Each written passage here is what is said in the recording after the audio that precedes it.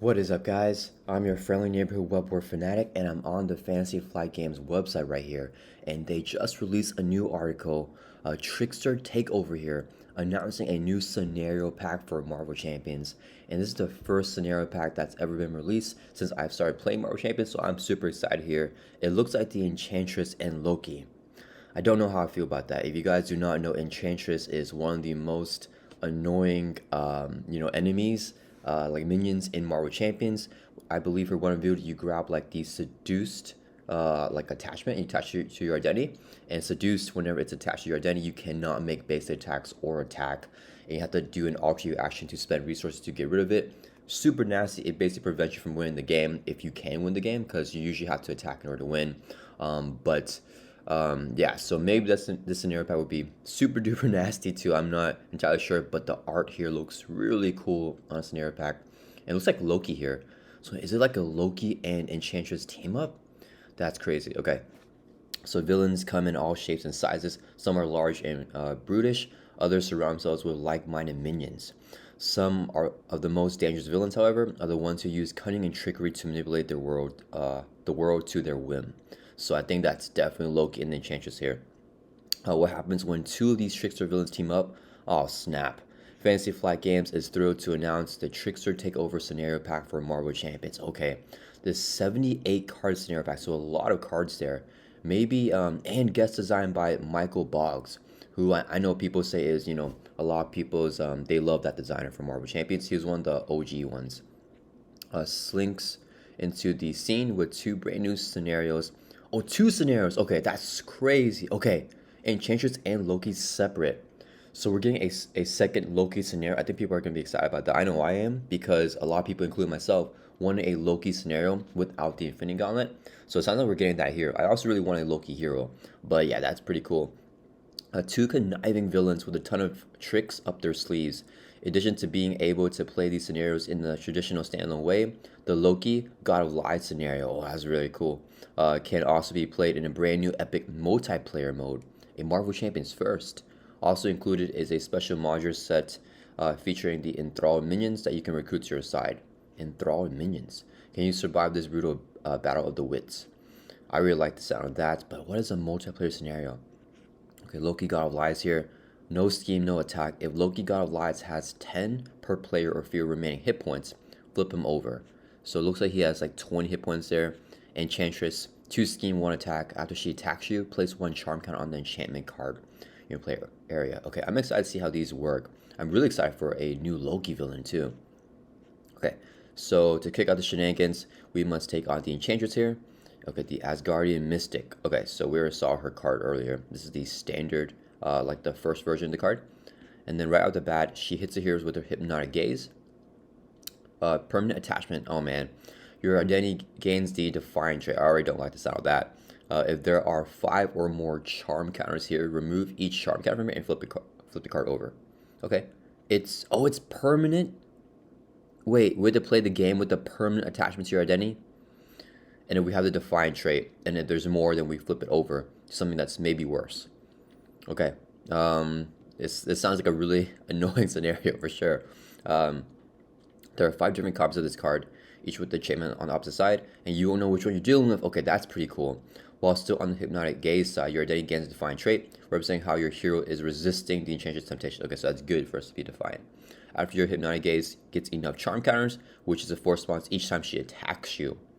So she can really accelerate those charm counters if she gets a lot of attack activations. We probably actually want her to scheme, even though she has a higher scheme stat, I guess. Let's see. Then do cards like Crown. So an attachment for her. Oh man, attachments are really nasty. In extra mode, she gains Stalwart as well. And then after she schemes against you, place 1 charm counter. Oh man, so if she schemes, I was just saying we get charm counters if she schemes, if she has this attachment anyways. Here actually we exhaust and take a damage. Okay, but it's a hero action, so we have to do this one in hero form. Okay, that's interesting. Normally she requires a lot of alter ego stuff from her like Nemesis set and her encounter set. I really love this expert mode. She gains Stalwart. That really elevates like a scenario from being standard, like it's easy, and expert's like more difficult. So I really love stuff like this. I wish that a lot of expert villains had Stalwart and their standard version was like easier. Yeah, I really like that tech right there. And then the enthralled lackey. Okay, so what are these enthralled? Oh, they're like originally good guys, and they got turned into bad guys. That's very thematic by the Enchantress. And then 2 scheme, 1 attack, 3 hit points with quick strike. After this minion attacks you, place 1 charm counter on the enchantment card. Oh no, not more charm counters. Okay. Boost is to choose either place 1 charm counter on the enchantment card in your play area or confuse your identity. That's a pretty nasty boost. That is a very nasty boost. Yeah, I don't want that as a boost or a minion. How do we turn them to back to our side, right? Because it said somewhere earlier, I think Peter wrote that we can turn them over. So let's see if there's a way to. Where the Clark flips over to his unique trance side and gives you the enthrall trait. The enthrall lackey? Man, I really wish we could see the physical cards here whenever we're looking at these articles. Each trance side enchantment hits you with an immediate effect when it's reviewed, and also possess a unique forced action. This is a specific special type of action that you have to perform before you can end the player phase, though you can choose a moment that you do so. Okay, and then the Trance of Greed here has a forced action that lets you draw a card and force you to immediately play that card or else take damage if you can't. Trance of Greed. Okay, so permanent attachment to your identity. Whenever you are confused, otherwise take 2 damage. Force. Is this the other side of the? Oh, that's Tony Stark. Okay, I think this is the flip side, right, of the that card. The flip side of the Hypnotic Gaze. Yeah, I believe it's a flip side here. Oh, what are the question marks here? Oh, so we don't know which one it is because we're gonna randomly get one, right? Yeah. I thought they're trying to trick us so we can't count like the number of cards here, like in the encounter set. But yeah, I think it's so we can shuffle them up, and we don't know which Hypnotic Gaze we got. So then I believe this is the flip side of the Trance of Greed, right? Okay, so you get the enthrall trait. You're confused, otherwise take 2 damage. Force action, exhaust this card and draw a card. Then play that card. If you cannot take a damage, exhaust this card, we draw a card, and then play it. But you have to pay for its cost. If you can't take a damage. So she kind of forced us to play whatever card that we drew. Okay. I think it's... I could be totally wrong on this. I feel like it's not that bad to be enthralled, right? Force action, exhaust this card, draw a card, then play that card. Oh wait, I don't really understand. I think I kind of like didn't understand this part when I read it. Let me see. Enchantment hits you with the immediate effect when it's reviewed. It possesses a unique force action. Okay, so it's this new type of action. Okay, I didn't get that the first time I read this. Okay, this is a special type of action that you have to perform before you end the player phase, though you can choose a moment that you do so. So what happens if you cannot take a damage? Never mind. Yeah, we don't want to be enchanted. That's not good. Yeah, because if we're enthralled, then we can't even manipulate to where like yeah. So you have to, before the player phase ends, exhaust the card and draw a card. I really like the force action there that we have to do it, but it's a very interesting decision making opportunity because you can choose when you trigger that force action, right? Like, do you want to play out all of your hand first and then trigger the force action, or do you want to do it early on so that when you draw a card, you're able to play it no matter what because you have the resource in your hand? That's really interesting. Yeah, if you can actually trigger this and you get a free like card draw every single turn, so that's really cool. I wonder if there's a way to manipulate that to our advantage, but definitely the getting confused part or taking 2 damage is not good. So Trance of Greed, that's thematic here for Tony too. Yeah, okay, that's really cool. I wonder if we could see the other trances. Take a damage. You have to perform this action before player phase ends, but you could wait to perform until your hand is empty, so you don't need to waste any resources. Yeah, that's true. On the drawn card, assume you have a hit point to spare, or you could draw the card earlier in your turn, hoping it's something you want to play. The Trance of Wrath. Okay, this one might make us attack, right? Okay, that's Captain America there on the art. That's really cool. Enthrall trait. One review. Search the top 5 cards of the encounter deck for a card and reveal it. I think that's worse than the Confused, right? Well, actually, we can look through it, right? Search the top 5 cards. We do have to shuffle though, so it's not like we can scry with that. That would be pretty nice. And then reveal it. So I guess we just get like a minion, like a weak minion. If you're playing a hero like Silk, she can defeat that side scheme or minion, right? That could be even helpful. But most of the times, I think it won't be a good thing, right? It's just getting extra counter card, but at least you know what it is. And then what's the force action on here? Exhaust this card. Take 1 indirect damage. Deal 2 damage to minion. Take 1 indirect damage. Oh, okay, that's interesting. So we have minions. Some of these are actually helpful, right? Which makes sense because we're still us. So we're just kind of like crazed, right? And Captain America here is very aggressive, right? Because he's enchanted, so he's like doing damage to minions, but then he has to take indirect damage on his team. So maybe put like an ally because he hurts the ally and also like hurts a minion. That's really cool design here. I think it's pretty thematic as well. Okay, so we did that one, and then force action on trance side. You gained The trait you gain from your enchantment attachment can also determine how some of the cards affect you. That's really cool. So this one gives us the enthrall trait. Okay, so just both of them gives us the enthrall trait so far. Do my bidding. If your Denny has a define trait, so if we're good, we're defying her, we choose one. If you have the enthrall trait, we have to do both. Okay, so definitely we don't want to be enthralled. Yeah, I was totally not right about that. We want to stay defiant. How do we flip it? Oh wait, did we just flip it over? Exhaust card. How do we flip this back over? Oh man, it doesn't say on the card, so we have to do something else to flip it over, right? Exhausted card ticket. Okay, let's find out how we flip it over. If hopefully there's a way to flip it over, or else it just stays like that, which could be really rough. Spell blast. So if your Dani has a fine trait, yeah, we choose one, and then if we have the enthrall trait, we have to do both. So she schemes and attacks. Oh, I didn't actually read the do my bidding. What does this one do? Search the encounter deck and discard power for a minion, reveal it, and then we also get a side scheme reveal it. Okay, so we just get a minion and a side scheme, or we choose if we're defying her. This one, she activates both ways with +1 scheme and +1 type if we're doing expert mode. I really like the new expert mode stuff right there. That's really cool to really make a difference between standard and expert, right? Because I want standard to feel easy and be, for beginners, and I want expert to be difficult and for more experienced players. Spellbound is a side scheme. When defeated, each player who has the defined trait places a charm counter on the enchantment card. Oh, that's not good. And each player whose identity has the enthrall trait discards a card they control. Both not good. Oh, these side schemes are the worst. They have the nasty one defeat effect and a crisis, so you have to defeat it at least most of the time. Okay, fourth threat, it's not. Actually, that's a little bit higher too. Okay, yeah, that's pretty nasty. All right, and then what's we got? Enthralled Brute. So we have a minion here. 1 scheme, 2 attack, guard. When this minion is engaged with the player whose identity has the enthralled trait, this minion gets +3 hit points. Oh snap. Okay, so it could be up to 7 with guard. Boost effect is not the. Oh man, yeah, this is thematic because this looks like a very annoying scenario, just like the Loki scenario, which I think is good, but it's gonna be a tough one for sure. A lot of things will deter the player from doing stuff. Cinder, okay, that's pretty cool. When reviewed, if your identity has a defined trait, Cinder activates against you. If your identity has an enthralled trait, give a tough stats card. Okay, so for this one, we actually want to be enthralled, right? Because the activation is a little bit worse, especially for 4 attack. I mean, it's indirect damage, so it could be good or bad, but 4 attack is a little bit rough. And then what else we have? Okay, I can see the main scheme here. I'm excited to see this.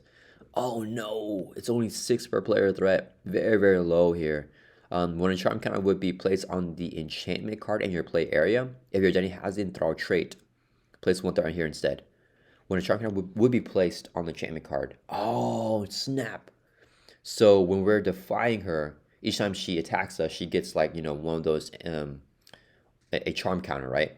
But if you're already flipped over because you've been enthralled, there's still a negative effect. You just get threat instead of getting a charm counter every single time as a force interrupt on a main scheme with only a 6 per player threat threshold, so super duper low.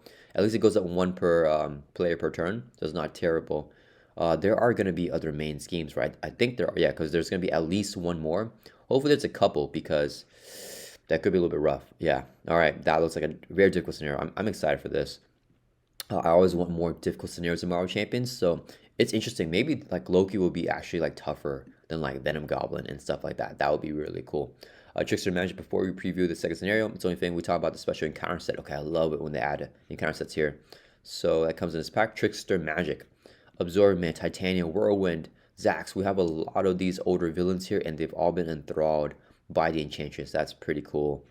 This encounter set represents the Trickster's villains' powers at work, including odd trouble they're able to stir up. And then they range from side schemes. The villain gains Stalwart. Oh man, cannot be somewhat confused with double acceleration. Okay, this is a really nice. Oh, this is a really, really cool modular set, the Trickster Magic. We put this in any modular set, and it won't be as thematic, right? Because we're not like enthralling the other minions and stuff. But to just get an encounter card where it gives Stalwart and knocks off, because if the villain suddenly gets Stalwart and they already have a Sudden Confused stats card, you have to discard them. So that's a really good way to deter the player, especially on the higher difficulties. This could be a really good modular set. And the boost effect is it gives overkill, guys. That Trickster Magic might be one of the go-to modular sets for me, because I mean, giving Stalwart there and with the boost giving overkill, that's like a top tier level of of modular set difficulty, right? Especially the boost effect as well. Yeah, that's both these things are really like high difficulty, right? Because this ruins your strategy if if you already put a confuse with Professor X and you want him to block, next turn you're gonna flip down, right? And then you get this as your encounter card. So now the villain loses that confuse and you can't flip down anymore. Crazy nasty. And overkill, I mean, that could just end the game. Let's see. Love Triangle. Attached to an ally you control, otherwise again surge. The ally cannot attack the villain or defend against the villain's attacks. Alter Ego actually exhausts attached ally and spend a mental to discard card. Cannot defend the villain's attacks. I want to just get rid of the ally, right? So this happens. That's really the max. It's a love triangle. If that happens, I would probably just max out on my ally limit, which would force me to discard that ally, because I think that ally is kind of done, right? It's at least better than becoming a minion, right? So actually, this card isn't that bad. It's better to get this than the ones where it makes your ally become minion. I believe it's called Beguiled. I don't remember the exact name for that one. I think it's also in those Loki recommended encounter sets, like from the Enchantress and stuff like that. However, the highlight of this set is its 4 minions. Yeah, Absorb Man, 2 scheme, 1 attack, 7 hit points, guard. Victory once. Each time they get defeated, we're kind of done with it, which is good and bad. While Absorb Man is engaged with you, gets plus X attack equal to the printed cost, so the highest cost card you control. So it probably have like max like 5 attack, and then maybe at least like 2 or 3 attack, I guess. Okay, 2 scheme. When defeated, the player who defeats this minion puts the sets at Absorbing Man ally. Oh, that's so cool. Oh man, that's what they're talking about earlier. If we defeat these enthrall minions from this encounter set, we get them as an ally. Where's the ally? Absorbing Man, Car Creo. Okay, that's so cool. 3 cost ally. He comes into play under our control. Man, this is like the classic thing. I saw a comment like this in like some type of video. But basically, whenever someone's on your side, or when you're fighting against a villain or like a minion, they're powerful. And then when you're playing a video game and you get them to your side, they're always super weak. And that's what happened with Car Creo here. He becomes a 3 hit point minion with 1 thwart, 1 attack, and takes 2 consequential for each activation. But as a minion, he was super powerful. Oh man, I think the thing froze. Okay, let me just go through him real quick. So it's linked to defeating the minion version. Interrupt whenever he attacks or thwarts, exhaust an upgrade or support you control. Absorb Man gets plus X to the power for this use, where X is that card's printed cost. Exhaust an upgrade. So we have to exhaust something we control, but he gets plus X. So this could be really powerful. It's the max to Absorb Man, right? Because he's kind of absorbing the elements. So you exhaust like an Avengers Mansion, you don't get to draw a card, but he's now thwarting or attacking for 5, right? Because you get max of 3. So he's thwarting or attacking for 4. Okay. I mean, it's not bad. I mean, getting the ally as a reward for defeating minion is always going to be a good thing, I think. How do we get out of this? Okay. So where were we? Oh, that's a Loki scenario. Okay. I kind of skipped too much. Okay, so let's take a look at this. We have Titania. 1 scheme, 3 attack, 8 hit points, steady. Her attacks gain overkill. Okay, I really like that. And the same thing when we defeat her, we can get the Titania ally. But I don't think we can see them. Whirlwind again here from the Claw like recommended mod set, Masters of Evil. But this is like the enthrall version of him. 2 scheme, 1 attack, 6 hit points. And then quick strike as well. After he attacks, he takes 1 direct damage for each side scheme in play. Okay. And then we have Zax. Retaliate 1, discard the top 4 cards of your deck for each printed energy. Discard this way, take 1 indirect damage. So he's actually not the worst one to get. He just has a nasty one reviewed, and he doesn't do anything after that. But actually, I think he's kind of the worst, right? Because if you want to take them out in one go, he'll trigger the one review, and the other ones don't necessarily have one review. They just have quick strike. Okay, that's interesting. I wish we could see more of the stuff, but I guess they're teasing us, right? We can't see all of the ally version of the card yet. Okay, and then, here we go. The God of Lies, Loki. All right, I am excited for this. So after dealing with the Enchantress, our heroes will have little time to breathe before being thrust into conflict with Loki here. Okay. Oh, man. 5 Loki versions again? God of Lies, Loki the Rascal. No, wait, this is different. It's A1, B1, C1, and D1. I don't know what that means. Okay, let's check out the article. So the scenario marks the introduction of a brand new epic multiplayer mode for the game. His avatars have spread all across the globe, and the heroes must work together like never before to shatter the mischievous god's illusions and bring him down once for all. Okay, to kick things off with the primary villain card for Loki, God of Lies. Okay, this is the true Loki, and the one that everyone currently participating in the scenario, single group or epic multiplayer, needs to defeat in order to win. Okay, sounds simple enough. Except nothing is as it seems with this masterful trickster, and he has no qualms of breaking the game's normal rules, no matter what you do. You cannot directly attack or damage Loki, God of Lies, at any time. This is thanks to Worlds Collide, a unique main scheme shared by all player groups, which not only prevents anyone from damaging Loki, but also prevents any threat from being removed from itself. So we just can't do anything. The only way you're going to be able to damage Loki is to shatter the illusion. Okay, that makes sense. And to do that, you're going to have to fight off his various avatars. Worlds Collide. Let's see. Each player icon on Loki, God of Lies, counts as the total number of players in all game areas. Okay. That's kind of like some multiverse stuff. That's pretty cool. Each 3-player icon on this scheme counts as the total number of groups in all pods. Okay. Cards cannot affect the scheme or Loki God of Lies unless they refer to these cards by title. Okay. Okay, so we have something that removes threat from the main scheme. It doesn't, right? This is really interesting. This symbol right here is a number of groups. So if this hits 2 per number of groups, then we lose a game. Yeah, okay, so 2 per number of groups. And this is each player icon. So we can play in separate groups of like, it can be 2 people here playing, and then it could be another 3 people playing, and we could play together. Okay, this reminds me of the Con of Heroes. Shoutouts to Kennedy Hawk and the Con of Heroes team. I wasn't able to go, but I know they did an epic like multi-player scenario like this. So that's really cool that we actually have an official one now in Marvel Champions. That's really cool. Okay, so Loki the Rascal, Fading Figment. One scheme, one attack. After you resolve a boost card during his activation, if the card is a treachery, either deals yourself as face on counter card or spend one resource of any type. Okay, that's not bad because we have the option to at least spend a resource of any type. When this villain will be defeated, place 5 shatter counters here and flip this card over. This is the flip side of him. Okay, so look at the Rascal, and then he's fading now. He's a fading figment because we're about to shatter this illusion.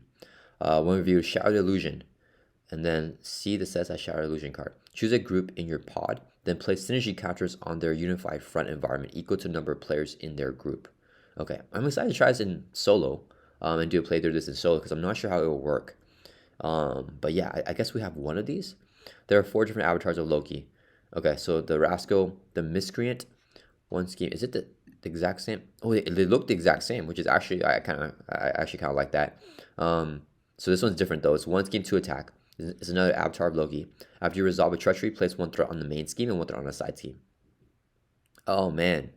Okay, so it all has some sort of nasty force response related to treacheries, which is very thematic for Loki. Okay, same when defeated effect. Loki the Knave. This one's purplish. 2 scheme, 1 attack. After you resolve a treachery, deal 1 damage to your identity and 1 damage to ally you control. Okay, after you resolve a treachery. Okay, so we can just prevent treacheries from coming out. We can prevent a lot of these effects, but yeah, this is the physical one looking because it's like red. 1 scheme, 1 attack. Force interrupt when Loki the Wrench activates against you. Discard top card of the encounter deck. If a treachery was discarded, he gets +1 scheme, +1 attack for activation. Okay, that's pretty thematic. Let me see. So each player group has to deal with their own batch of these 4 avatars, facing off against a randomly chosen avatar Loki that gets swapped out for another every time they manage to defeat one. As you fight your avatar of Loki, you'll build up shatter counters. So each time we defeat one of these avatars, we get another one of the avatars. Okay, and then when we get defeated, if we flip it over to the illusion side, we trigger this one reviewed ability, which is good for us. And then I think we just set them aside, right? Yeah, we swap it out for another Loki. So we have to keep fighting these illusions of Loki there. Okay, so I think that's kind of how it works in solo and whenever you're playing, in your group, right? It's just there's another like bigger picture with the Loki God of Lies. You'll build shadow counters. Okay, and then defeating the side schemes like Lofty Ghost. When defeated, place 2 shadow counters on avatar of Loki villain. Okay, so there's other ways to get shadow counters. Okay, so it's like side schemes and stuff like that. Or minions, Grendo. So I guess when we defeat him, we get 3 shadow counters, yeah. And then whenever he attacks, discard top 2 cards in counter deck for each treachery. Oh, very thematic. More treachery play here with Loki. So it sounds like Loki's going to have a lot of nasty treacheries in his encounter set, right? Malekith, 2 scheme, 2 attack, retaliate 1. Place 2 shadow counters whenever we defeat him. And then after he attacks you, discard top card in the counter deck. If it's a treachery, again, deal to yourself as a face on counter card. Alright, so we don't want to get these treacheries. We want to try to manipulate that encounter deck and mess with Loki. Fading Figment here. Okay, so each time your group manages to defeat an avatar Loki, it will gain a surge of shatter counters and flip it to the fading figment side, triggering the Shatter of Illusions effect that lets you damage Loki. Also, we always have like this rule here for this one. Okay, when a fading figment is reviewed, follow these steps to shatter Loki's illusion. Remove each shatter counter from the fading figment. Then deal damage to Loki god allies equal to the number of shatter counters removed. Swap the fading figment and play with the Ram set aside villain avatar Loki. Okay, so we just swap it, yeah. And then set the hit point down of that avatar Loki to its printed hit point value. Okay, deal each player face counter. Oh man, that's a bad one there. All right, so we always get an encounter each time we defeat one of the figments of Loki, and hopefully it's not a treachery because then we have to trigger their ability there. Okay, then we get a new avatar. So each group has to deal with a avatar of Loki, it looks like, and there's always going to be only one avatar Loki in play at a time for each group, but there might be several avatar of Loki depending on the amount of groups that are playing together. That's really interesting. So now we can do like, 8 players or something like that, right? So now you know how to deal with the real Loki, how to damage the real Loki, but the odds are still stacked against you. Loki's plan is affecting the entire globe, with him raising Mischief and Mayhem, 8 per player threat. Whenever the scheme will be complete, remove all threat from here. Place 1 threat on Worlds Collide instead. When the scheme will be complete, remove all threat. This is the main scheme, stage 1B. Okay, so this is like, okay, when the scheme will be complete, remove all threat from here and place 1 threat on the Worlds Collide instead. Oh, okay, and we get 2, then we lose the game if we're playing in one group. Yeah, because that was the skin we saw earlier. When an identity would be defeated, change the identity's form to Alter Ego, set its hit point out to 1, and place 1 threat on Worlds Collide instead. When an identity would be defeated, we change it to Alter Ego. Oh, so we can't die, right? When an identity would be defeated, change the identity form to Alter Ego, set its hit point out to 1, place 1 threat. Oh, that's really cool. So we actually can't lose to Loki killing us, right? He only schemes out. I think that's kind of thematic, right? 8 per player threat here. So it looks like this is probably the only main scheme. And if this hits 8 per player threat twice, if you're doing true solo, which is what I'm normally looking at, where is that side scheme? Let's find that. Yeah, so this is, or that other main scheme. So this is like the main scheme. And if you're doing just true solo, it's just going to be 2 times, right? Because you're only doing 1 group. And if you're doing like, 4 player playing this game, like the 4 of you, together, then it's just going to be 2. So this is 2, then we lose the game. So we can't let that main scheme threat out there. Okay, let me see. That's pretty interesting. I do like how they are making new things here and allowing us to play this with more groups. Okay, yeah, so just 1 slip up could swing momentum back to the Trickster God's favor. Fortune defeating an avatar Loki adds some synergy counters on the 4 synergy environments. These represent the heroes from all over the world working together. Yeah, we have to synergize, make a unified front, take down Loki together. And then some pretty powerful benefits, for example, Domineering Force, permanent environment, max 1 per synergy counter here. Okay, it's only a max of 1 per player. Okay, so it could be a lot, right? And then interrupt whenever a friendly character attacks. Remove synergy counter from here. The attack deals 4 additional damage. Holy snapple. So if we're doing true solo, we won't have 1 synergy counter here, but we can at a time whenever we want. It's not a forced interrupt, so we can choose when we do it to just swing super hard. And it's when any friendly character attacks, right? So it could be ally making a base attack, could be you making a base attack, or just playing an attack event, getting 4 additional damage. That's really cool. I really like the unique decision opportunities that we can make with this. That's really cool. Unified front, environment, max 1 synergy counter here. Remove 1 synergy counter from here. Generate 2 wild resources. That's really cool. So a big boon to your economy there. That's really cool. A fantastic resource generator for an entire team. Each player group has their own copies of environment to work with. And when you're playing epic multiplayer mode, you can choose any group in your pod to grant synergy counters to. Okay, so not everyone gets synergy counters, but you can pick where you want to put those synergy counters on. Of course, it's not like Loki himself is just going to sit there and wait for you to win. When he drops to half health, God Allies flips to second stage. Okay, stage 2 here. Okay, and then no scheme, no attack still when defeat. So he's not just sitting there, right? He's still doing his illusion stuff, but he does something else when we get him to half life, which is like, I guess, 10 per player hit points. When reviewed, each group in standard mode attaches their set aside intense focus to the avatar of Loki villain in their game area. Each group in expert mode, oh, what? That's so cool. Flips their intense focus attachments to their total focus side. So one group can be playing him in standard, and another group can play him in expert. That's really interesting. And then we get like some nasty stuff. He's going to ramp up, I guess, whenever they do this. So this is the standard one. He gets +2 per player hit points and gains steady. In standard mode, discard the top 2 per player cards of the encounter deck and then the top 5 cards of each player deck. So just milling, I guess. And +1 skin, +1 attack. Okay. The avatar Loki gets the +1 skin, +1 attack. So it just permanently, whatever avatars in play will have a boost. And then what's the expert one? Total focus. Okay, still +1 skin, +1 attack. He still just gains steady, 3 per player hit points. Is that similar to the other one? This is 2 per player hit points, so very similar. When review, discard the top 2 per player cards of the encounter deck and then the top 5 cards of each player deck. Find the Dark Scepter and reveal it. Okay, if Dark Scepter does not enter play, give the avatar Loki a tough stats. Oh, that's nasty. So normally, like if the Dark Scepters are in play, we just can flip them here. But then if it's not, if it already is in play, then we have to give him a tough stats card. So there's always something that's going to be happening. What is the Dark Scepter? +1 attack, attached to avatar of Loki villain. He gains Stalwart. I wonder if we defeat him, does it get discarded and then, or does it stay for each avatar of Loki? Treasures cannot be cancelled. I am sure you guys know the answer to that. Please let me know down in the comments for that one. Treacheries cannot be cancelled. Oh man, okay, that is pretty thematic. Hero response: after you resolve a treachery, spend 2 resources of the same type to discard this card. Okay, that's not the worst discarding effect, I guess. The Stalwart is nasty though. I do like that addition though, so we can't. Stunning and Confused will not be a reliable way to defeat Loki, because if he pulls the Dark Scepter, he would just have Stalwart. So similar to Ronin, actually. Both Intense Focus and Total Focus represent Loki concentrating his power on fighting the heroes, hoping to snatch away victory through devious means. Even so, with a bit of synergy and a whole lot of teamwork, you and your fellow heroes can prevail against the God of Lies. Alright. And then Trickster Tango is that is the scenario pack here. So they're going to make a splash. You have what it takes to stop this dastardly duel. Look forward to taking on the Tango Tricksters when the Trickster Takeover scenario pack arrives in August. Okay, that's pretty soon. Okay, that is really, really cool. All right, written by Peter Shoemaker. Okay, huge shouts to Peter for this article.